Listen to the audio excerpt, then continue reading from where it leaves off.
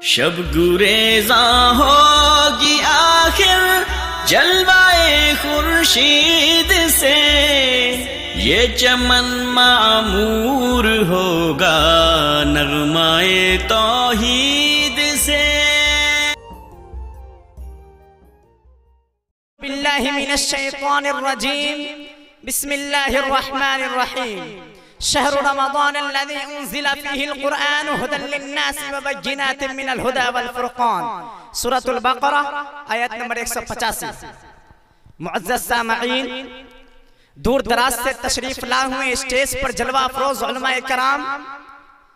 مشفقوں، مربی، اساتذہ کرام اور میرے ہمدرس ہم سبق ساتھیوں اور ماں و بہنوں، آج کے اس اسٹیج پر میری تقریر کا موضوع ہے رمضان المبارک، نیکیوں کا موسم بہار۔ محترم سامعین، اللہ کے فضل و کرم سے ماہ رمضان المبارک کا آغاز ہونے والا ہے، اس لیے ہم سب کو اللہ تعالیٰ کا بے حد شکریہ ادا کرنا چاہیے کہ اس نے ہمیں زندگی میں ایک بار پھر یہ مبارک مہینہ نصیب عطا فرمایا، ایک ایسا مہینہ کہ جس میں اللہ تعالیٰ جنت کے دروازے کھول دیتا ہے اور جہنم کے دروازے بند کر دیتا ہے اور شیاطین کو جکڑ دیتا ہے تاکہ وہ اللہ کے بندوں کو اس طرح گمراہ نہ کر سکیں جس طرح عام دنوں میں گمراہ کیا کرتے تھے۔ ایک ایسا مہینہ کہ جس میں اللہ تعالیٰ اپنے بہت سارے بندوں کی مغفرت کرتا ہے اور ان کی توبہ اور دعائیں قبول کرتا ہے، تو ایسے عظیم الشان مہینے کا پانا یقیناً ہمارے لیے بہت بڑی نعمت ہے، اور اس نعمت کی قدر و منزلت کا اندازہ آپ اسی بات سے کر سکتے ہیں کہ سلف صالحین رحمہ اللہ 6 ماہ تک اللہ تعالیٰ سے یہی دعا کیا کرتے تھے کہ اللہ تعالیٰ ہمیں رمضان المبارک کا مہینہ نصیب عطا فرما، اور جب رمضان المبارک کا مہینہ چلا جاتا، گزر جاتا، تو اللہ تعالیٰ سے یہی دعا کیا کرتے تھے کہ اللہ تعالیٰ ہم نے اس مبارک مہینے میں جو عبادتیں کی، جو نمازیں پڑھی، جو دعائیں کی، جو تجھ سے مانگا، تو انہیں قبول فرما لے، کیونکہ وہ جانتے تھے کہ یہ کس قدر اہم مہینہ ہے۔ لہذا ہمیں بھی چاہیے کہ اس مہینے کو غنیمت سمجھتے ہوئے اس سے بھرپور فائدہ اٹھائیں۔ حضرت طلحہ بن عبید اللہ رضی اللہ عنہ بیان کرتے ہیں کہ رسول اللہ صلی اللہ علیہ وسلم کی خدمت میں ایک دن 2 شخص حاضر ہوا، انہوں نے اسی وقت اسلام قبول کیا۔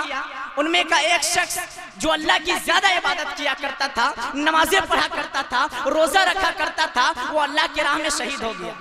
اور دوسرا شخص جو اس کے مقابل کم عبادت کیا کرتا تھا، اس کا 1 سال بعد انتقال ہو گیا۔ حضرت طلحہ رضی اللہ عنہ فرماتے ہیں کہ میں نے خواب میں دیکھا کہ دوسرا شخص پہلے شخص یعنی شہید کے مقابل میں جنت میں پہلے داخل ہو گیا، تو لوگوں کو تعجب ہوا۔ نبی کریم صلی اللہ علیہ وسلم نے ارشاد فرمایا الیس قد مکث هذا بعده سنة فادرک رمضان فصامه وصلى كذا وكذا سجدة في السنة فلما بينهما بين السماء والارض۔ ابن ماجہ حدیث نمبر 3965۔ کیا یہ دوسرا آدمی پہلے آدمی کے بعد 1 سال زندہ نہیں رہا، جس میں اس نے رمضان المبارک کے مہینے پائے، اس کے روزے رکھے، نمازیں ادا کی، تو ان دونوں کے درمیان جنت میں اتنا ہی فاصلہ ہوگا جتنا زمین و آسمان کے درمیان۔ میرے بھائیوں،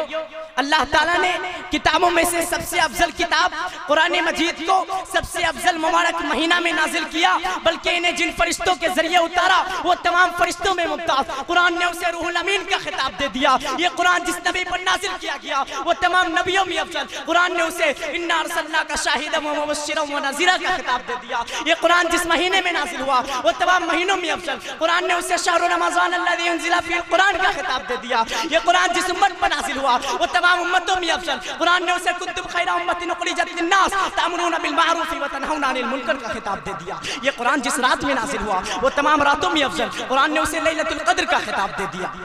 بلکہ اللہ تعالیٰ نے اسے لوح محفوظ سے آسمانی دنیا پر یک بارگی نازل کیا اور اسے بیت العزوہ میں رکھ دیا،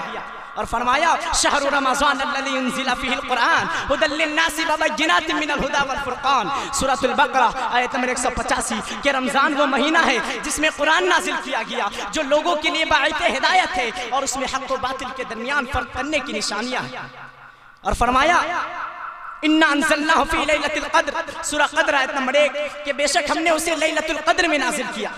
میرے بھائیوں، رمضان المبارک کی خصوصیت میں سے ایک خصوصیت یہ ہے کہ اس میں ایک رات ایسی ہے جو 1000 مہینوں سے بہتر ہے۔ اللہ تعالیٰ کا ارشاد ہے لیلۃ القدر خیر من الف شہر، سورہ قدر آیت نمبر 3، ہم نے اسے لیلۃ القدر میں نازل کیا کہ لیلۃ القدر 1000 مہینوں سے بہتر ہے۔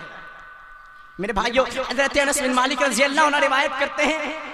کہ جب رمضان کا مہینہ شروع ہوا تو رسول اللہ صلی اللہ علیہ وسلم نے ارشاد فرمایا ان هذا الشهر فقد حضركم وفيه ليلة خير من الف شهر، یہ لوگوں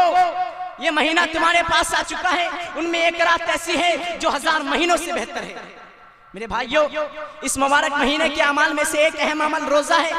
کیونکہ اللہ تعالیٰ نے اس کے روزے ہر مکلف مسلمان پر فرض کیے ہیں، اور فرمان الہی ہے یا ایھا الذین آمنوا کتب علیکم الصیام کما